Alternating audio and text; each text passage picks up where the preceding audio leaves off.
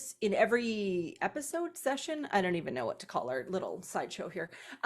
Because even though the curriculum explicitly mentions the word morphology or morphemes in it, we can't limit ourselves to just looking at morphology, because that gets us into a little bit of a pile of poo as far as I'm concerned. And so we need to consider phonology, which is that grapheme phoneme correspondence. It's the phonics of the world, if you're looking for a simple explanation about what phonology is. But then we also know, and we've been unpacking throughout this time together, that we have to look at the etymology or the story of the word.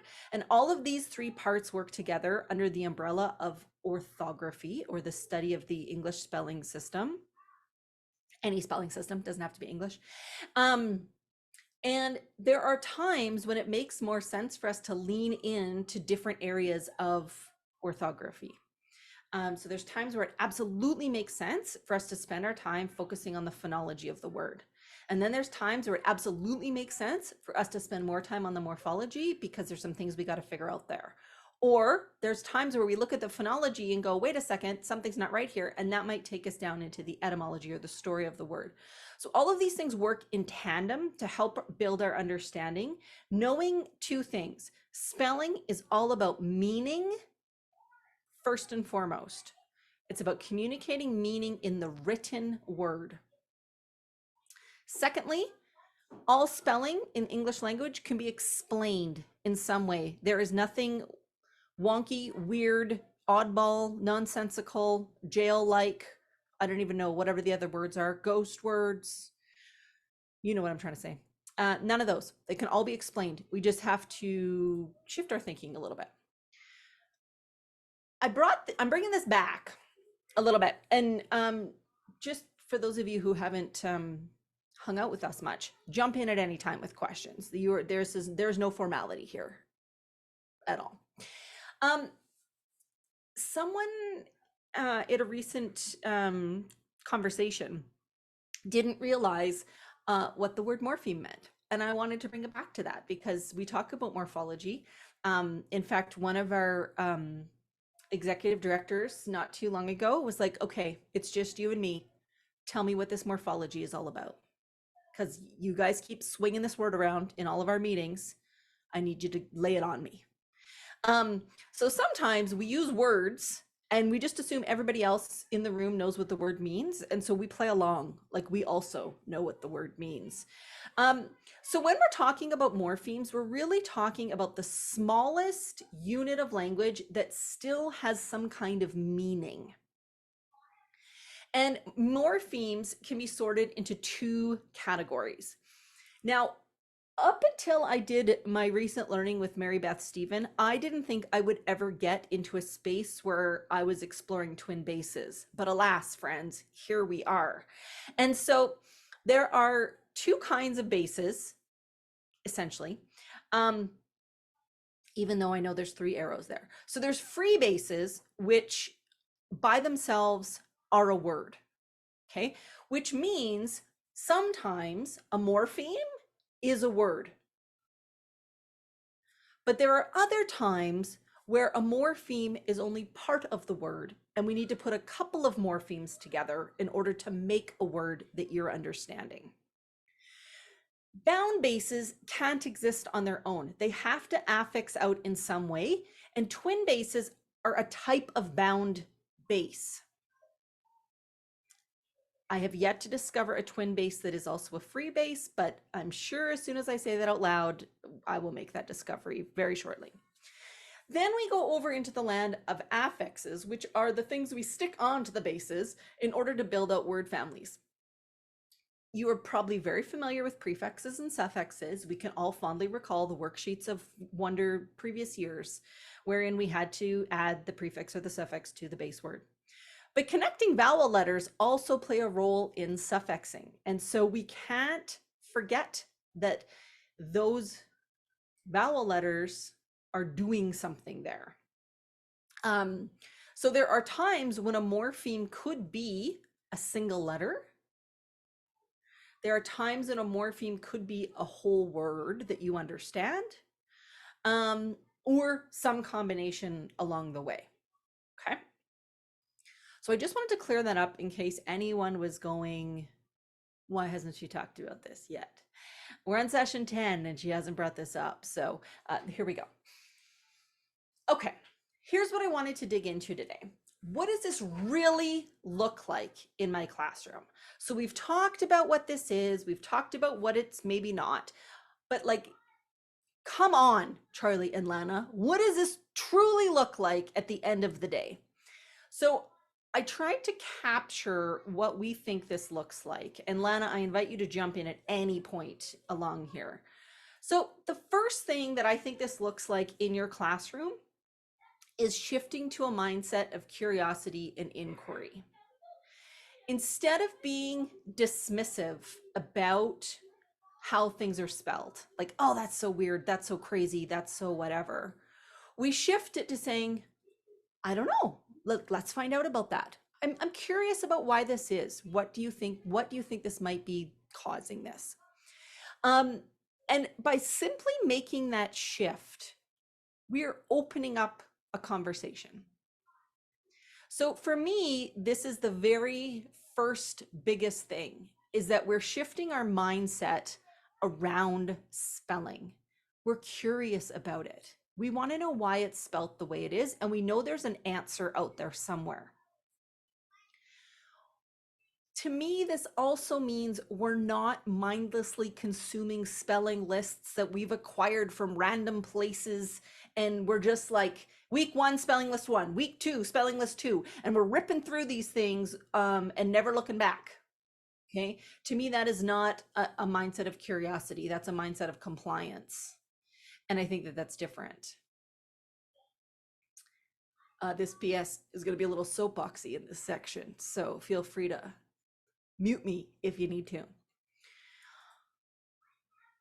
To me, this is really about creating spaces for inductive teaching. And what I mean by that is you are planting the seeds, setting up the exhibits, if you will, for them to make the discovery, for them to answer the question. Could you do this by putting up a poster and say, these are the 3 criteria for knowing when you double the final consonant letter? Sure, you could. But quite frankly, has that gotten us anywhere in the last however many decades of education? Not so much. So if we truly want our kiddos to know and understand and be able to transfer this thinking to other words or other situations, I think we have to let them do a little bit of the heavy lifting here. So I've created some examples or samples of what these kind of questions might look like. Again, you are crafting this experience. This is not a free-for-all with no end in mind.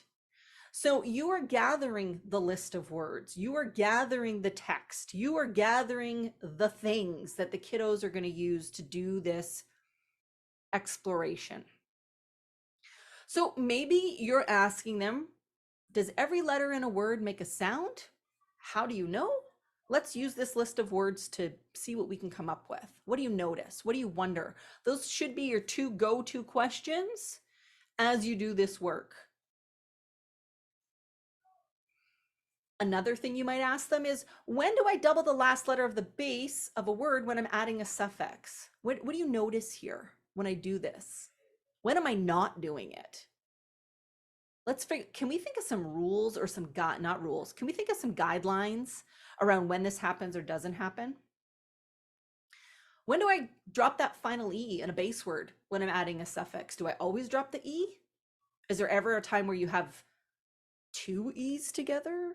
Or what, like, let's talk about that. When do I use S to show a plural versus ES? And this list could go on and on and on. Again, you are crafting the experiences for them to start making some conclusions. And then once they've got a theory or a plan of when and it does or doesn't, test it out with a new set of words, offer some other suggestions, see what else they come up with as you start doing this work. This is not about you being the knower of all things and just sharing with them all the wisdom that you have. So whenever we can, we're going to look to inductive teaching. Is there a time and a place for deductive teaching? This is the way it is. Here, let me show you how it works. Absolutely. But let's create spaces where the kiddos can make some discoveries, because they are going to hang on to that forever. I'll give you an example. When I was in grade 7, I don't even know where this fit in the curriculum, PS, but it was a conversation we were having. And our grade 7 teacher invited us to cut up the shapes of all the continents and see what we noticed about them. I'm sure there was another task, but obviously we figured out they all fit together like a giant puzzle. And having made this discovery and truly believing that I was the first one to notice this, I was like, wow, someone should probably investigate this. Okay, it has been a long time, friends, since I was in grade 7, but I remember the feeling of discovery that came with that experience, however many decades later. So when we create experiences where kiddos can make the discoveries and own the learning and go, someone needs to research this, I think that's a value. What is this really looking like in your classroom? And Lana, maybe you can speak to this a little bit, because I know you've done this work around with Words Their Way. But say you've got a program that you're using and you love it for whatever reason. Photocopying. Maybe you love photocopying, and so therefore you're loving Words Their Way. Rather than saying, I'm done with that, you could just make a subtle shift. So instead of that oddball column, the words that you put over there are the ones you're now going to investigate. We're not dismissing them, we're getting curious about them. Have you found teachers to be responsive to that, Lana, when you've been working with them? I actually think it's a good approach, because many are doing words their way, and there are definitely patterns in words, right? So if I'm learning how to spell some words and they follow similar patterns, I remember those easily, right? But those oddball words, the tricky ones, that is a perfect word to dive in and think morphology, not only just those morphemes that make up, but the history is going to tell us a lot about that word. So I think it's if people are hanging on to Words Their Way or programs similar to that, or you do love stuff, because kids are learning with those programs, but I think it's another step, right? And I think it's a good way to attack words that don't make sense for whatever reason. So those heart words that we talk about, the jailbird words, the oddballs, all of those things, that makes sense that those would be words that we would now rip apart a little further, right? Well, and sometimes those words have a reputation of being irregular, like the word does, for example. Mm-hmm. But when you break it apart, there's actually nothing irregular about it. Those graphemes and phonemes are making sounds that they do in other words, and Yeah. okie dokie, we move on. So yeah, like there's just times where things can be explained in a way that we wouldn't have explained them before. Mm-hmm. What does this really look like in my classroom? That you do not have all the answers. And that's okay. But because you're curious, you will help them find out the answers. And they're not expecting you to be a walking Wikipedia. They know that it might take some time for us to figure this out. All right. Now, Lana alluded to this, and it was interesting because Lana and I presented 2 months back to back, where Lana took the lead on one and I took the lead on the other. And it wasn't until I got to the side where I was editing and I was like, oh snap, we just both said to do something different. But I thought that was fascinating because we both attended the same professional development that it came out of. And so this idea of switching up your spelling test structure really comes from Mary Beth Stephen. And here's what she suggests doing. So again, this is not the first thing you do on day one. This is preceded by a number of conversations with your students. So they know what a word family is. They know what a base is. They know how to affix things. But let's say, for example, we're going to look at the word family of MAKE. And students record the base at the top of their page. So at the top of the page is MAKE in the little angly brackets. Now, this is where Lana and I kind of deviated, but then we came back to the same process at the end. So Lana's suggestion was have them spell the words that are in that family on one day, and then come back the next day to build the word sums. My thinking was, let's skip that step and just have them build the word sums as you go through the spelling test. So if we're talking about the MAKE family, the first word on my list might be making. So I might say, I am making a cake for my birthday.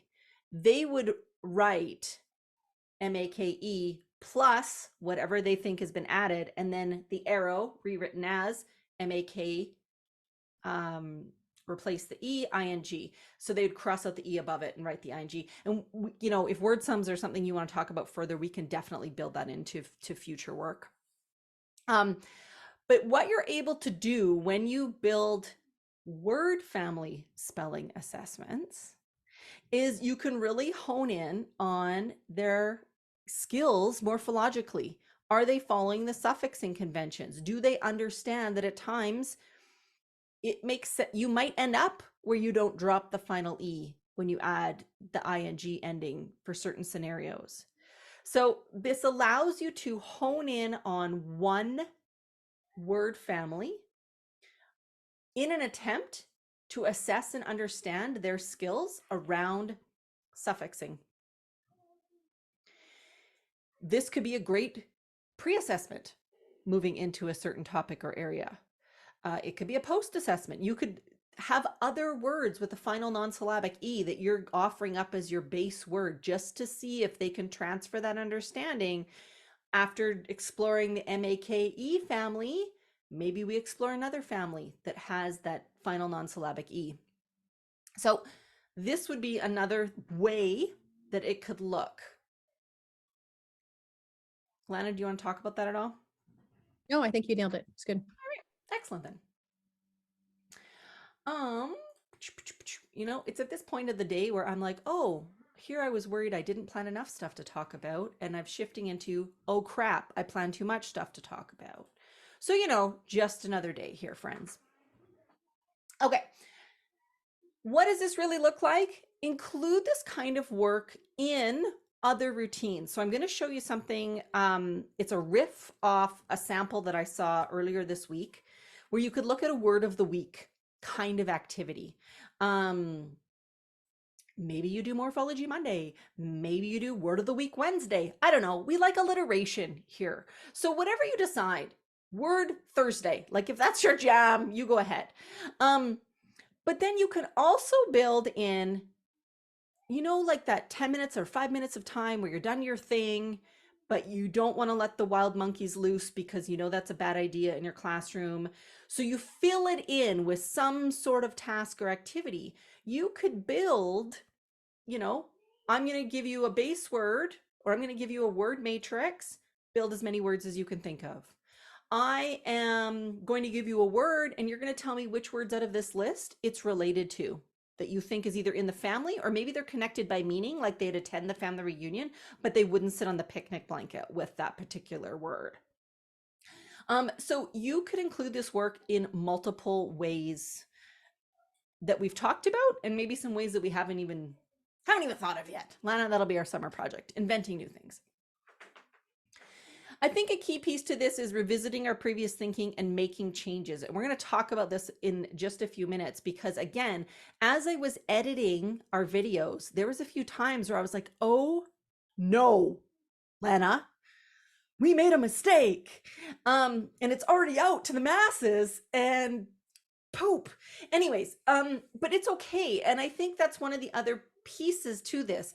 Even if you're making mistakes, or you're not going as deep into the word structure because you don't know the word structure is that deep, that's okay. You are not going to do any student harm by not going deep into twin bases because you don't know what those are yet. So wherever you're at in your understanding is a great place. You can do this work with the understanding that you have, and this work will continue to grow as you build your own understanding. Which leads me into, it's never too early or too late to start this learning.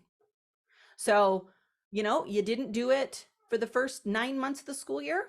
Let's head into June, do some morphology. You're not going to hurt the children.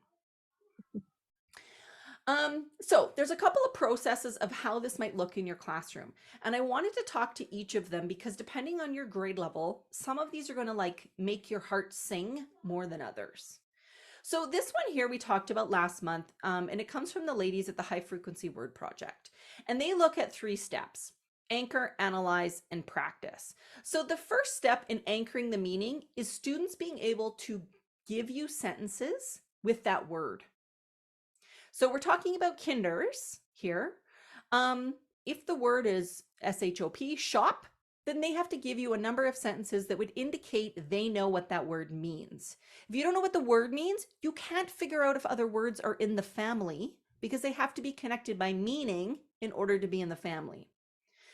Once you've got that anchoring of meaning, then we get into some analysis. And so that's where we look at the structure of the word, how it's based. We might be doing some phoneme grapheme correspondence. So if I think of the word shop, I would be going sh, ah, p. I hear 3 sounds. What letters are making sh, ah, p? And I'm mapping that out. Maybe there's circles, or we could be using sound boxes. Maybe there's squares on their desk that they're putting together and manipulating.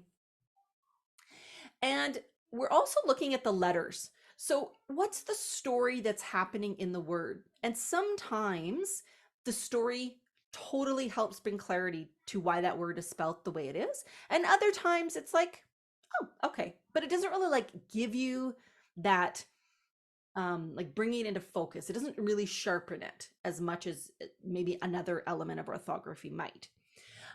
So we understand and we look at the story, and then we practice, which is an element of structured word inquiry that can sometimes be missing.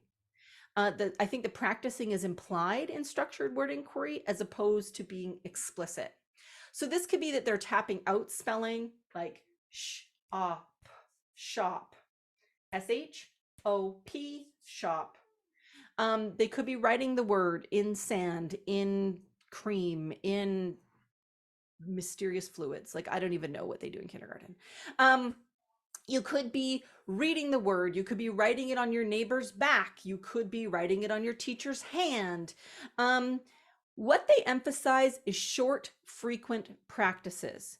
So rather than spending 30 minutes in one day practicing the spelling and then not talking about it again for 5 more days, we're going to actually practice it for 5 minutes every day to build those neural pathways in recall of this information around this word. I would think that this structure is most appropriate for a K2 classroom. Kindergarten, grade 1, grade 2. I would totally try to pull this off in pre-K if, again, you're not going to harm them by having these conversations. And as we've talked before, once you start digging into word families, you're exponentially building out vocabulary. So it is shopper, shopping, shops, shopped.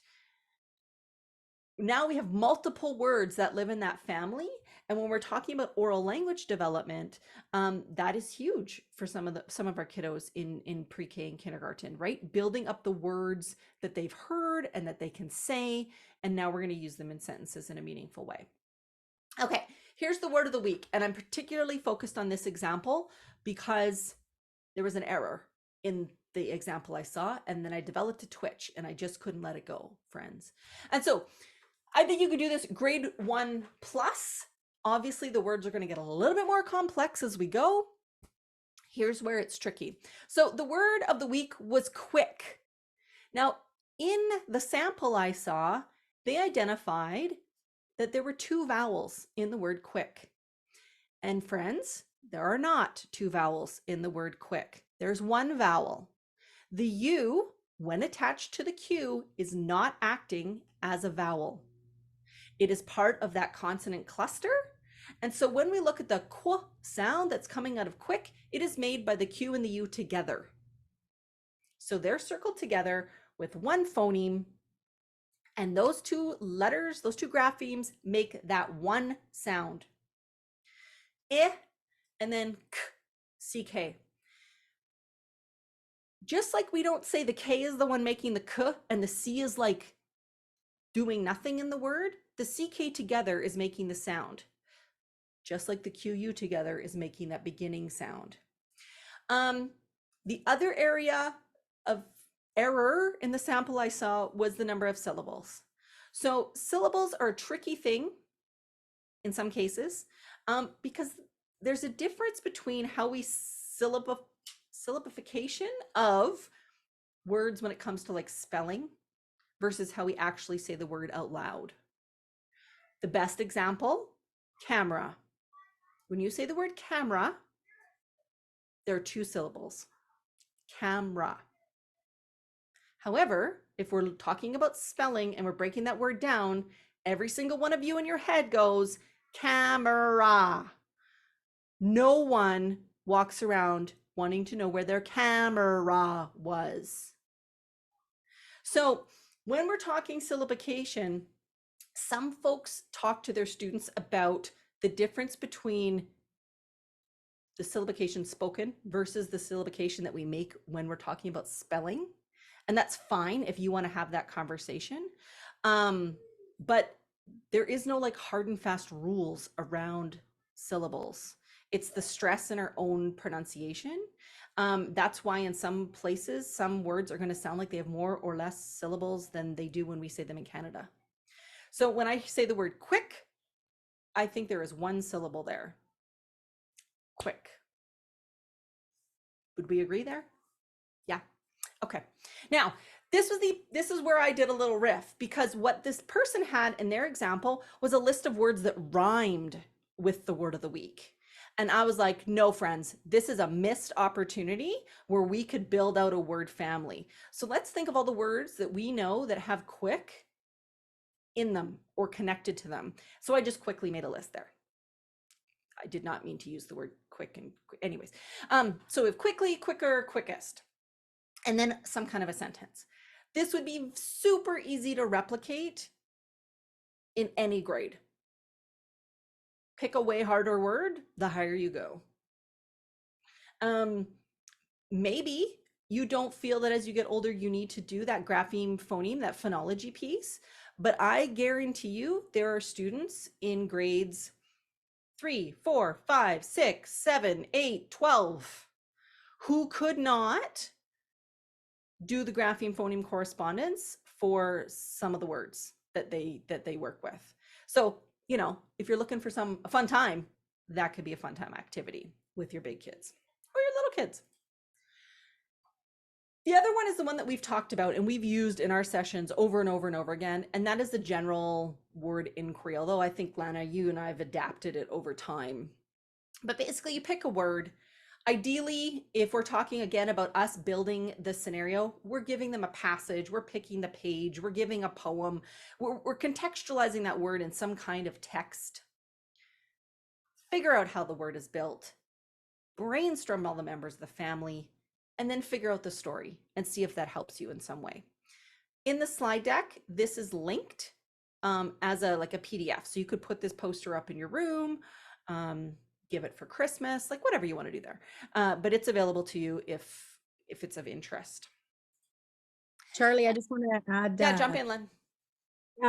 Tomorrow, working with grade 4s, I took the simple word help, but it's going to be interesting because I want them to go deeper dive, just find out what because everybody's going to assume that they know what the word help is. But when you dive into the meaning and the understanding of the word, there's reference made to, it's not only being able to help or support, but it's help. Like people were considered the help, right? So they were the help. And then also when you think of helping, when I give you a helping of something at supper time. So the difference in, you know, like I know where everybody's mind's going to go, but in the inquiry and the study of the history of that word and where it goes, it totally dives into how that word help could be referenced in different areas. So kind of neat, right? Three Well, different and there's some words that, like Mary Beth kind of pointed us this way, but there's some words that we think we know, or how we use them now isn't even kind of how they were used back in the day. And so there's some pretty interesting discoveries about the difference between being called pretty or silly now versus when that word kind of came up. I, offered some insight on the word consortia. At one point to my team, and it was uncomfortable because it had something to do with men being able to access their wives. And I was like, yeah, that's awkward, isn't it, friends? So the next one is hypothesizing the word sum. And again, this can just be part of your natural response to kids wondering about how words are spelled, why it's spelled, or just a tier 2 or tier 3 vocabulary word. How do we think it's built? What other words share your hypothesized base and or affixes? So if you can think of other words that use those pieces, they are probably pieces out in the land of orthography. Once you've done that work, do you need to do some revision around your hypothesis? Did you think something was a connecting letter, but it actually wasn't? Did you think some part was a suffix, but it's actually part of the base? Did you suffix it out and realize, oh man, that changes the meaning, so now I have to go back? So this idea that we can always revisit our thinking. And then once we've done our investigating, we then share. But the answer isn't go immediately to the dictionary or immediately to Edam Online. It's let's do some thinking first around this, and then we go and see what the resources tell us. So I had planned to spend a whole whack of time digging into the online etymology dictionary. I have a feeling I'm going to build something asynchronously as a resource about how to use this site because it is a gold mine. And the gentleman that develops this site, it's his fun hobby. He's a historian and he just does this for fun. It is incredible. And listening to him speak about why he does the work is super cool. Okay. I know we're crunched for time. Goodness gracious. Okay, so you might have recalled once upon a time, we had a very detailed conversation about the word carelessly. And what we had proposed at that point, I had said, well, care is a base, less is a base. So two bases, compound word, plus ly gives us carelessly. But now I know that care is the base. Less is acting as a suffix. And so LESS is a suffix, LY is a suffix, because I can think of other words where I'm using LESS in this way, such as homeless, spineless, hopeless. It doesn't mean you have less of a home, right? We're talking about a different thing than the word less in a compounding sense. So there's one example of where our understanding changed. Less as in lacking cannot be does not. So that in this sense, that is what that suffix is meaning. Okay, this one was fun. I shared an excerpt from the book Patchwork, and Lana and whoever else was in the crew picked the longest word in the passage to dig apart. And at that point, all we could come up with was maybe accumulate is the base. And we're saying that accumulated, accumulates, and accumulating are in the family. Well, now we've done some work with Mary Beth, and I know that AC is actually a assimilated prefix from AD. I know that CUMUL is a Latin base. So this is actually AD plus cumulary, which breaks down into this bound base here that I then suffix out to make a word. This is the word family for accumulate. It's connected to the word cumulonimbus for clouds. So a heap, pile, and mound of nimbus, like rain showers. right? You're going to have a big, big storm if you see a cumulonimbus floating in the sky. So we have that in itself becomes its own compound word. Anyway, we went from thinking accumulate is its own base, and here's 3 words in its family, to oh snap, we are in a land of Latin, and we are building out a number of these words. Now, in this sense, this prefix here is an emphasizer. So one of the things that I wanted to mention today that we've learned along the way is that not always do prefixes have a meaning. Prefixes can change meanings and usages in different words. So there are times when the prefix is thrown on there just to mean like, let me emphasize this for you, because accumulate means to heap, pile, and mound. Accumulate means the same thing. So it's very interesting to me that in this sense, we're just talking about like really heaping it on, I guess, if we're comparing the two. So this is an example of if you had watched us however many episodes ago, we were over here. Now we've done some learning and some understanding and some sharing, and we're over here. And the beautiful thing about this is having that previous conversation with my kiddos and then coming back to that conversation that we're having now shows that we are also learning, and we haven't done harm. We didn't do harm in this previous conversation by brainstorming 3 words that were related to the word accumulate. We expanded our vocabulary, and now we've done it again. So the learning never stops. A matrix, a word matrix, is rarely ever done, and that's okay. So the resources haven't changed because I haven't had those new ones come in yet to share with you around if they're good or not. We hope that every single one of you enjoys the final weeks of school. My apologies for running late because once again, I overplanned, and hope to see you all back in September if that's an area of interest for you.